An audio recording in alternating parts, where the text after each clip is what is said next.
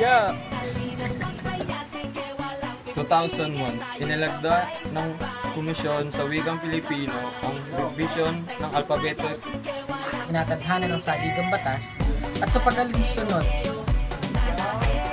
Last sa rora.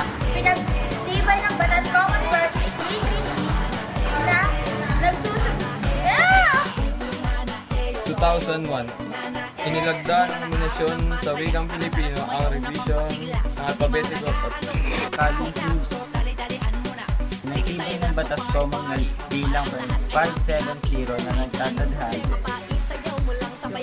1948, inilabas ng kalihim Rico Bocobo ng pagtuturong pambayan ng isang kautusang makagawaran. Ito sinundan ng isang sirkular bilang 1S 1914 ng pagnugot na edukasyon.